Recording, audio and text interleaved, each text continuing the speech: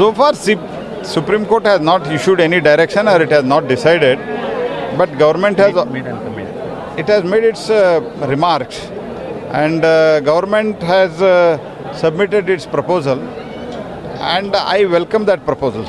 Sir, Arvind Kejriwal questions center's finance Agnipath scheme, says center waived tax of rich friends.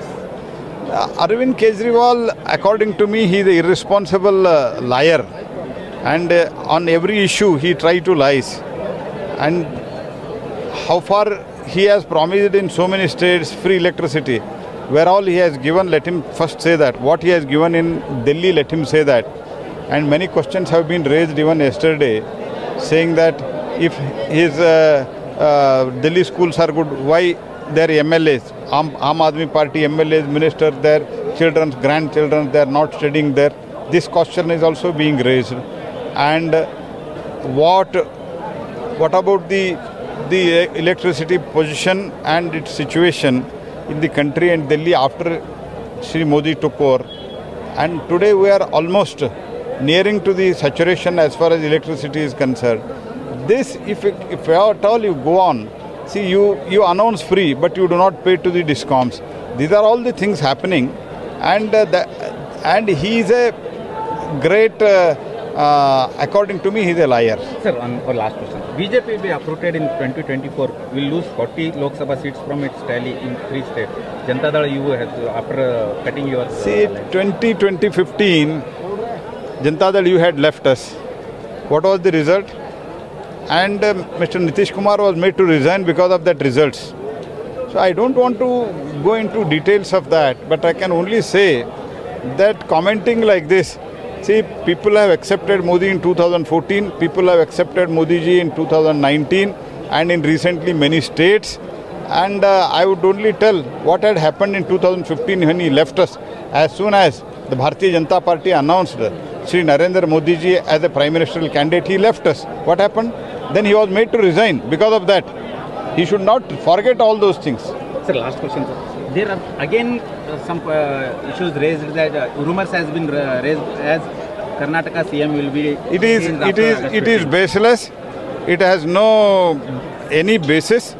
And it is as you said, it is a rumor, and rumor will not be true. देखिए, एक ऐसी सरकार इस देश में चल रही है जिसने देश के बैंकों को कंगाल कर दिया है। बैंकों में खुलेआम अपने पूंजीपति मित्रों के द्वारा लूट करवा रही है सरकार। 50 भगोड़े 68,000 करोड़ रुपए लेके भाग गए। 11 लाख करोड़ रुपए का कर्जा चंद पूंजीपतियों का माफ किया गया। पूंजीपतियों का कॉर्पोरेट टैक्स घटाकर 30% से 22% किया गया, जिससे 1,45,000 करोड़ रुपए का घाटा इस देश के बजट को हुआ। और आप टैक्स किसके ऊपर लगा रहे हैं? पूंजीपतियों का टैक्स तो 8% घटा रहे हैं। आटा पे, दाल पे, चावल पे, दूध पे, दही पे, छाछ पे, इस पे टैक्स लगा रहे हैं। डीजल पे, पेट्रोल पे, गैस के सिलेंडर पे, इसकी महंगाई बढ़ा रहे हैं। सरसों के तेल की महंगाई बढ़ा रहे हैं। तो आपकी सरकार चल किसके लिए रही है? चंद पूंजीपतियों के लिए आपकी सरकार चल रही है। 2.5 लाख करोड़ रुपए अकेले एक व्यक्ति को बैंक का कर्जा दिया गया है।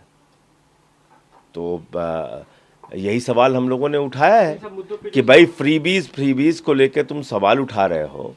क्या इस देश के गरीब आदमी के बच्चे को अच्छी शिक्षा पाने का हक नहीं है? क्या गरीब आदमी को अच्छा इलाज पाने का हक नहीं है? क्या बुजुर्गों को तीर्थ यात्रा करने का हक नहीं है? क्या बिजली पानी निःशुल्क लोगों को मिले, इसका हक नहीं है? आपके चंद पूंजीपति मित्रों को लाखों करोड़ रुपए मिल जाए, लेकिन गरीब आदमी को 100 रुपए का भी फायदा ना होने पाए, यह कौन सी मानसिकता है? आप स्वयं प्रधानमंत्री जी 12 करोड़ की गाड़ी में चलें, 1000 करोड़ के जहाज में घूमें, और गरीब आदमी को छोटी मोटी सुविधाएं भी ना मिलने पाए, ये कौन सी मानसिकता है? इस पे जो सवाल उठाया, मुफ्त की रेवड़ी, ये क्या है? वित्त मंत्री निर्मला सीतारमण ने भी इस पे प्रतिक्रिया दी और उन्होंने एक तरह से सीधी चुनौती दी कि फ्रीबीज के मुद्दे पर आप डिबेट कर लें अरविंद केजरीवाल को। तो करें डिबेट, टाइम बता दें, तय कर लें कहां डिबेट करना है, कैसे करना है। हम लोग तैयार हैं, वो बताएं। तो ये कोरी बातें करने से, पार्लियामेंट में करते तो हैं डिबेट, जवाब तो नहीं देती वो। पार्लियामेंट में कहां जवाब दिया उन्होंने? पूछा तो कि कितना इस देश के लाखों करोड़ रुपए आपने माफ कर दिए, बैंकों में जमा पैसा जो पूंजीपतियों को निकाल के आपने दिया था, पूंजीपति मित्रों का लाखों करोड़ आपने माफ कर दिया, किस अधिकार से किया? वो आपका पैसा है जो आपने राइट ऑफ किया है। बैंकों में पैसा जो जमा है वो मजदूर का है, किसान का है, आम आदमी का है, छोटे व्यापारी का है, और वो पैसा उठा के आपने माफ कर दिया, और थोड़ा बहुत नहीं, लाखों करोड़। ये मुद्दा और गरीब आदमी पे आप टैक्स लादते जाते हो रोज। ये मुद्दा अब सुप्रीम कोर्ट में भी है। सुप्रीम कोर्ट में भी सुनवाई चल रही है। बीते दिन कोर्ट की तरफ से कहा गया कि केवल फ्रीबीज के मुद्दे पर हम देखिए, कोर्ट के तरफ से अभी कोई फाइनल निर्णय नहीं आया, इसलिए आप लोग अपनी तरफ से कोई व्याख्या करें, उस पर मैं कोई प्रतिक्रिया दूं, ये अच्छी बात आम नहीं। आदमी पार्टी ने भी उस पर क्योंकि मैं कह रहा हूं कि हम उसमें पार्टी बने हैं। माननीय सर्वोच्च न्यायालय का अंतिम आदेश आने दीजिए।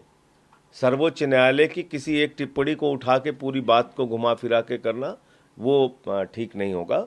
आने दीजिए, अंतिम टिप्पणी आने दीजिए, अंतिम फैसला आने दीजिए। एक दूसरा मुद्दा जो जम्मू कश्मीर को लेकर है, लगातार वहाँ पे सवाल उठते रहे कि मतलब जो स्थिति है वो ठीक हो रही है, लेकिन बीते दिन ही वहाँ पे बिहार के एक मजदूर की हत्या हो गई जो आतंकियों की तरफ से। देखिए, ऐसा है कि जब से वहाँ पर एलजी का शासन चल रहा है, उस वक्त से लगातार वहाँ ऐसी घटनाएं, कश्मीरी पंडितों की हत्या, बिहारी मजदूरों की हत्या, वहाँ जम्मू कश्मीर पुलिस में कार्य करने वाले अधिकारियों की हत्या, ऐसे तमाम घटनाएं सामने हुई। एक कलाकार की हत्या, तो ये घटनाएं हुई वहाँ पर।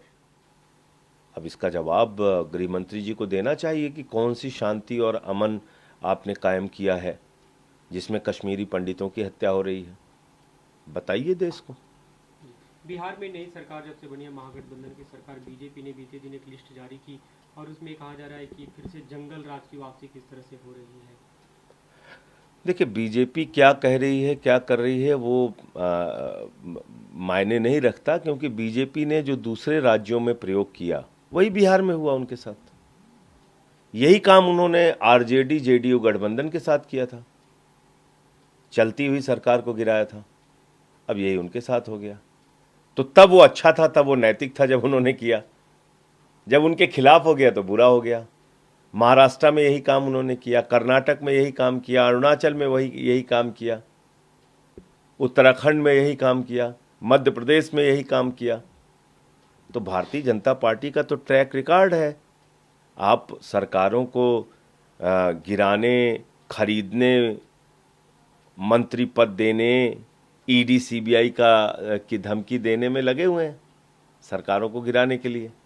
ईडी सीबीआई की जो बात हो रही है, बीते दिन तेजस्वी यादव ने एक बयान दिया कि मैं तो चाहूंगा कि मेरे घर में आके वो अपना दफ्तर खोल ले। अच्छी बात है। ये सारे विपक्ष के नेताओं के घरों पर एक ईडी और सीबीआई का दफ्तर होना ही चाहिए। मैं इस राय से बिल्कुल सहमत हूँ, जिससे 24 घंटे निगरानी हो। और हम लोग बाहर क्यों हैं, मैं तो हैरान हूँ। सबको पकड़ पकड़ के जेल में डालो, पता चलेगा लोकतंत्र कैसे चलता है। किसी गलतफहमी में मोदी जी को नहीं रहना चाहिए। बड़े बड़े तानाशाह जनता ने उखाड़ के फेंक दिए, बड़े बड़े तानाशाह पूरी दुनिया में। तो भाजपाइयों को भी अपने अंदर से ये गुमान निकाल देना चाहिए। बाकी तुम्हें ये टुटपुंजिया हरकतें करनी है ईडी सीबीआई पुलिस के माध्यम से, वो करो, उसके लिए तुम्हारा स्वागत है, उसमें कहीं कोई दिक्कत नहीं है।